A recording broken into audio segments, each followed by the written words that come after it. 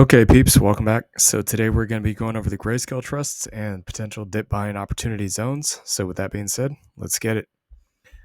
All right, so some of you guys want updates on the portfolios that we have. So as you guys can see, the portfolios have not changed. So we still have all the same positions in native crypto. Those have not changed. As you guys can see, the only thing that's changed, unfortunately, in this case is the price. Grayscale trust still the same, although it's not a lot. I mean, it's a very small amount of money here, but we're kind of waiting for a reversal on Bitcoin at this point. So next thing here is the native positions on Robinhood. So we still have Ybit. As you guys can see, we still have CLSK. Still have that position. We still have BTBT. So BTBT is up here. We got rid of Mara and Riot. Again, because if Bitcoin's going down to any of the lower levels that we think it is, these could potentially drop more. So Coney and MSTY, we still have those ones, although they're down a lot. So in terms of Bitcoin, what are we looking for? So pretty much we're looking for three different potential scenarios here to play out in order to go ahead and get back into crypto-related projects. And we're going to show you what this is right now. So you can see that this candle right here is lower than these candles. That would signal to me that likely the price will go lower, especially if it cracks this trend line. That could happen. If it does crack this trend line, likely we probably are going to go down to, I would say likely we are going to go down to this $48,000 to $52,000 level. That's the first level that we're going to look at buying at. Then below that, max pain, in my opinion, is going to be between 40 to 44,000. So those two zones. So if we get that, we'll start getting back in, or if we get some kind of golden cross on the daily time frame. Now keep in mind, this does not have to be a triple golden cross. Just the blue and the yellow EMAs crossing is good enough for us to signal to get back in. One of the reasons why is you can see how rare it is. So we had one back here in May. Before that, the last time we had a golden cross of any kind was all the way back here in January. So that's literally 5 months apart. And then all the way back here in October of 2023. So there's generally speaking, a very long time frame between golden crosses here on the daily time frame. So that's kind of what we're looking at for our basis to get back into these positions. Personally, you guys are welcome to do what you want. So let's take a look at some of these support zones here.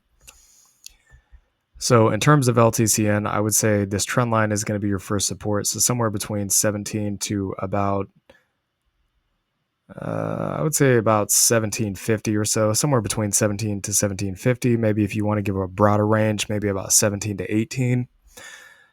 And you can see the candle lows here roughly about 19, but this red candle did actually get below these green ones. So that would indicate to me likely LTCN is going to lower next week. Below that, you'd be looking at 13 to 15. And then below that, which I don't think it's going to get this low, but if it did, below that, you'd be looking at roughly about that $9 to $10 range. Maybe $9.50 to $10.50. Of course, it takes time to get down to these trend lines. So BCHG, there's two particular areas I'd be looking at here. So I'd be looking at first support zone 680 to about 760. And then somewhere along this trend line and the support down here. So 530 to about 590 would be the next level. As you guys can see, there's a little wick here that indicates where this particular support zone starts. So HZEN, pretty much where the price is at right now, or not the current price, but the current price zone. So 380 to roughly about 420. If it gets below that and it's still within the wedge, I would say likely about 250 to 290 would be the next level here. If I zoom back, you guys can see why these levels are important. So this one used to be support or resistance, turned into support. And then, of course, you can see it was support here. And then there was never really any major retests of this zone other than testing as support. It never tested heavily as resistance, but it did kind of slam straight through that support zone. So likely it will come back and retest at the very least as support. ETCG, so we're below this line down here, as you guys can see. There is a candle close below it, so likely we are going to come down to roughly about, I would say, 880 to 980, somewhere in that price range on ETCG. ETH has come back down to support exactly like we said it would. So first target here is going to be 25 to 29. I would say below that, probably around the red EMA would be the first area. So 22, and then below that, roughly about 20 to 21. If the listing of the spot Ether ETFs comes out, that could change everything. We could see a V-shaped recovery and, off to the moon we go. Hopefully that does happen. That would be nice. So Phil G, same zone that I've been talking about for ages with y'all here is way down here. So 37 to 40. If I zoom back in time, you can see this retested twice as resistance and got major sell-offs each time. And then we kind of chopped around a bit and then took off from that zone. So that's going to be a major price point. In my opinion, it probably will come back and test that at some point. I mean, Filecoin itself has just been getting pounded into the ground. We're waiting for Bitcoin to get a little bit lower, and then we're going to start picking some more of these like Filecoin and these other altcoins back up. Bitcoin does look like it's recovering at this point, but we've seen this before. I mean, nothing ever moves down or up in a straight line. At the very least, we do expect Bitcoin's probably going to hit 48 to 52,000 before it recovers, especially if it gets below that trend line. But we'll just have to keep a close eye on it. We'll get more into that in a different video. This isn't really about Bitcoin, but I did just want to go over that with you guys so you understand kind of what's going on in the markets. So GBAT, you're looking at $7.80 to about $10. I would say it's going to be roughly about your rough estimate. If we get below that zone, we'll talk about it. So maybe around $5, I would say below that would be a potential target. But again, we need to actually see it break that zone to get below that. I'm not saying I want that to happen. I'm just saying in order for that to really become a relevant topic, it would need to happen. So GLIV, $11.50 to about $15, as you guys can see here. Give you a rough estimate of how large that pullback is. It's not huge, but, well, okay, it is huge. Actually, I lied.